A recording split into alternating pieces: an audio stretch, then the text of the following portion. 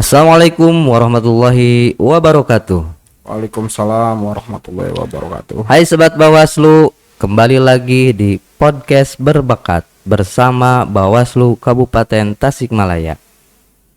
Bagi teman-teman yang belum subscribe, silahkan subscribe channel ini supaya sahabat-sahabat tidak ketinggalan info tentang kepemiluan. Kali ini kita akan berbincang dengan narasumber internal kami, pimpinan kami, Bapak Tamrin selaku Kordip Penanganan Pelanggaran Data dan Informasi Kabupaten Tasikmalaya. Assalamualaikum Pak Kordip, sehat? Waalaikumsalam warahmatullahi wabarakatuh. Alhamdulillah sehat. Gimana nih di non tahapan ini?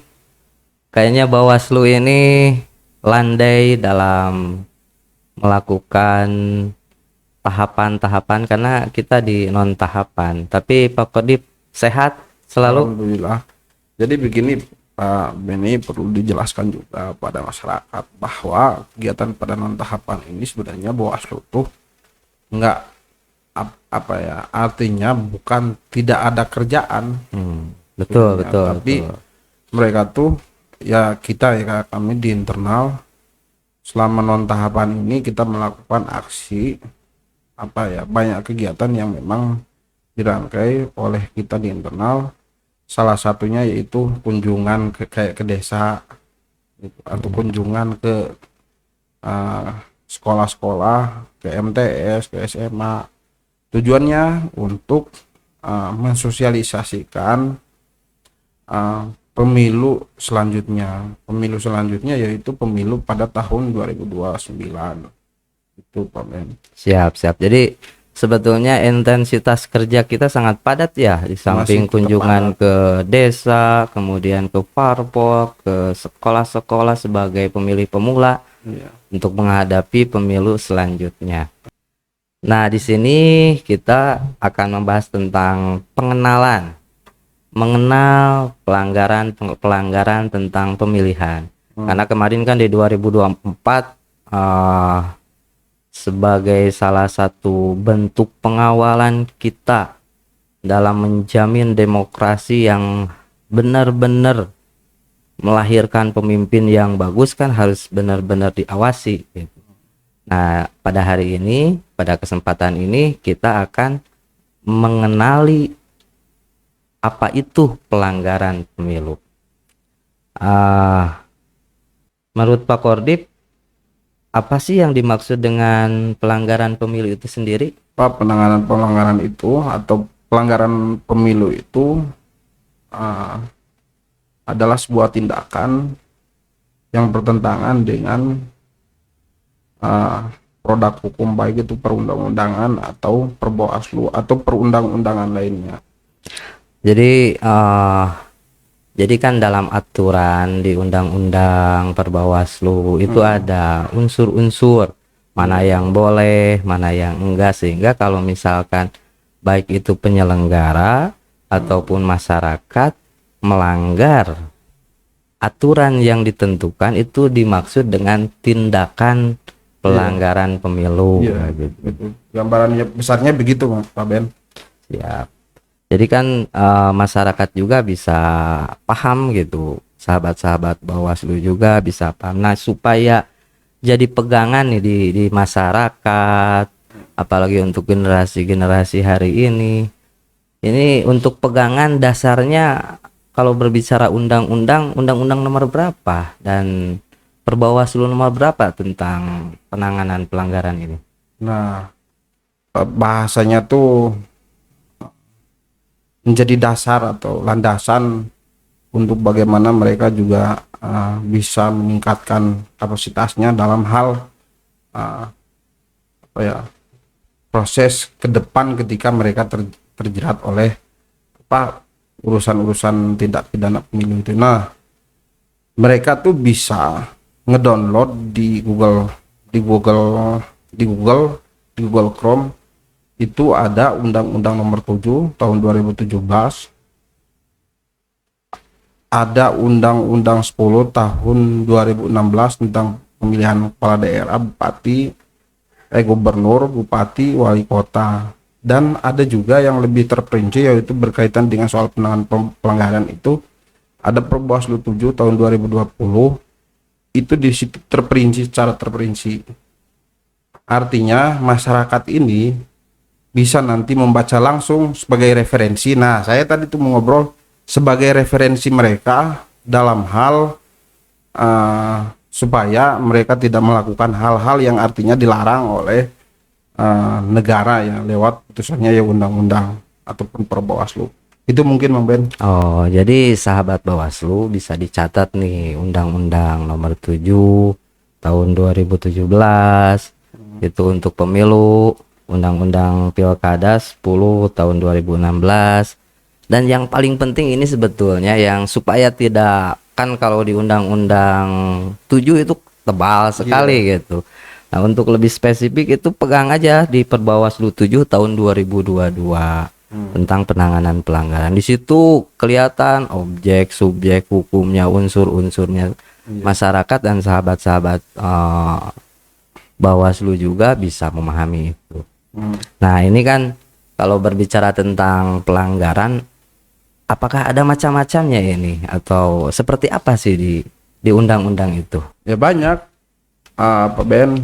Di dalam undang-undang itu ada pelanggarannya. Yang disebut pelanggaran itu ada pelanggaran pidana, ada pelanggaran administrasi, ada pelanggaran kode etik, dan ada juga pelanggaran perundang-undangan lainnya. Nah, barangkali masyarakat belum memahami apa yang disebut dengan pelanggaran perundang-undangan lainnya. Artinya, contoh, ini kepala desa, dia melakukan kampanye di jam kerja, di jam aktif secara nasional, dia melakukan kampanye baik itu mendukung pasangan salah satu calon. Nah, itu tuh tidak bisa dikenakan. Artinya dia bisa dikenakan tindak pidana pemilu, undang-undang tindak pidana pemilu, tapi dia juga diatur oleh undang-undang lainnya, yaitu Undang-Undang Nomor 6 tentang desa. Gambarnya seperti itu, Pak Ben.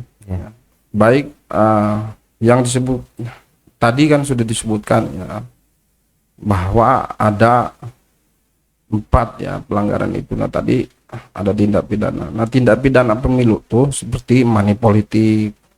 Nah, contohnya seperti money politik.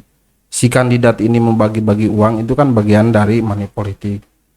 Terus pelanggaran administrasi. Nah, pelanggaran administrasi ini kayak contoh KPU ini ya, dalam hal perekrutan PPK atau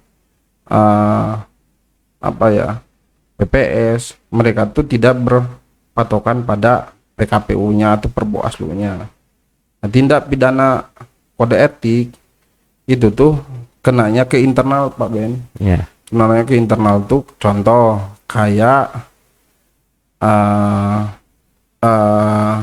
melanggar sumpah dan janji jabatan gitu.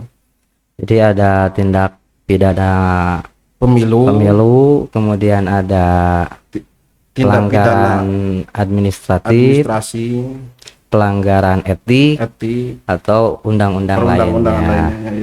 Itu mungkin. Jadi untuk kalau seandainya penyelenggara melanggar sumpah janji itu bisa kena juga ya, etik, tidak berintegritas, kemudian tidak keberpihakan, tidak profesional. Wah, ini sangat luar biasa sekali sahabat-sahabat Bawaslu, sehingga kita mengenal dasar-dasarnya dulu. Ternyata pelanggaran itu jenisnya banyak sekali. Silahkan didalami oleh sahabat-sahabat Bawaslu semua.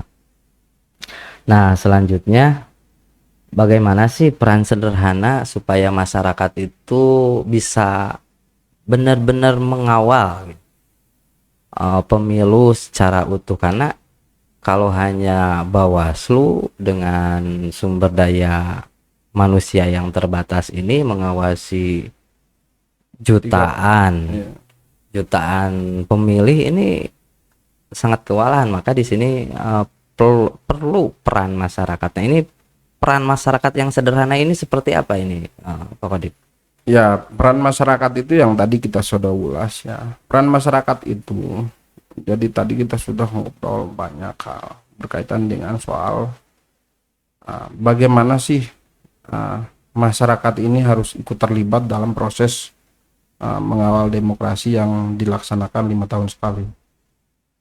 Masyarakat ini bisa, artinya apa ya, bisa mengawal proses demokrasi ini dengan cara ketika dia menemukan unsur-unsur pelanggaran atau baru dugaan pelanggaran, dia itu bisa melaporkan secara berjenjang, baik itu kalau tiap tahapan ya, tiap tahapan pemilu itu baik ke pengawas desa, pengawas kecamatan, ataupun kalau berdekatan dengan kita di Bawaslu Kabupaten ya bisa langsung datang ke kantor Bawaslu Kabupaten Tasikmalaya.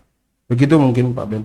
Jadi peran aktif masyarakat sangat penting ya. Penting. Jadi kalau misalkan pemimpin kita ingin terbebas daripada money politik, ya masyarakatnya juga harus Itu.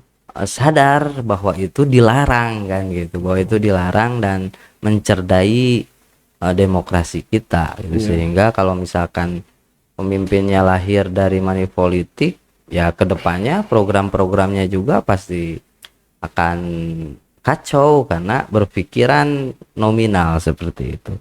Nah ini kalau misalkan laporan ke Bawaslu ini harus apa saja sih yang dibawa? Misalkan ada masyarakat yang mengetahui nih bahwa salah satu calon ataupun Relawan, tim simpatisan. ya relawan itu membagi-bagi uang, itu yang syaratnya apa sih yang bisa dibawa ke Bawaslu gitu? Nah, jadi ada dua ya, Ben. Ada syarat formil, ada syarat material. Nah, syarat formil ini, Ben, formil ini yaitu dia itu harus membawa KTP ya tentunya. KTP, terus bukti yang dia duga sebagai pelanggaran itu, gitu loh. Nah, materialnya apa?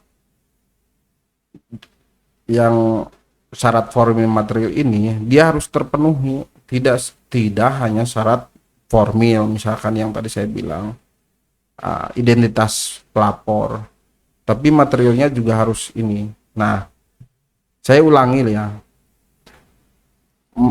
formil ini dia harus mengetahui dia harus membawa KTP dia gitu. Jadi si masyarakat itu kalau misalkan mau datang lapor ke Bawaslu di tahapan ya, Iya, misalkan di tahapan kampanye ada yang bagi-bagi uang nih, iya. ya minimal dia bawa identitas, kemudian ada bukti seperti video, dan dia sendiri gitu yang melihatnya Melihat. gitu kan. Iya.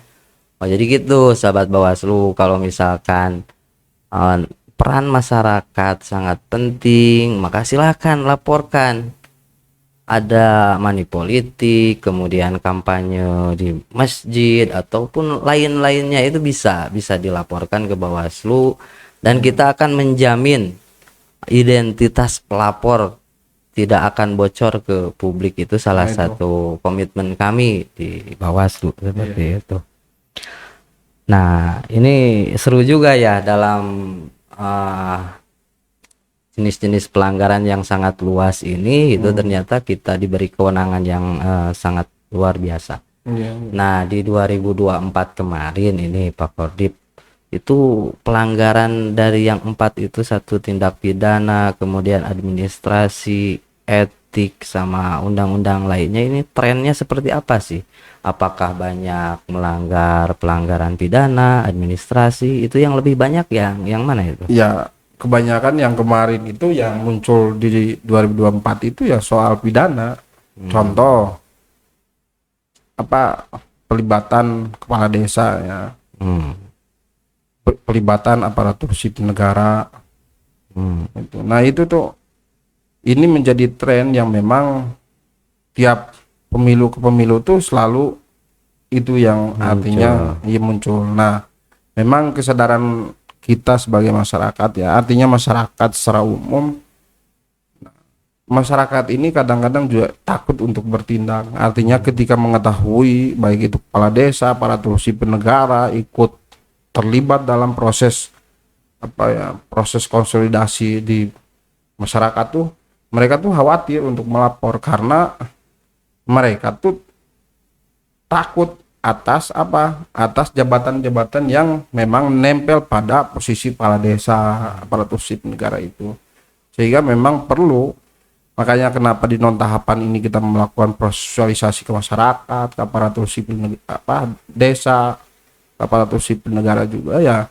Salah satunya itu meminimalisir persoalan-persoalan yang memang muncul setiap 5 tahun sekali. Itu mungkin Iya.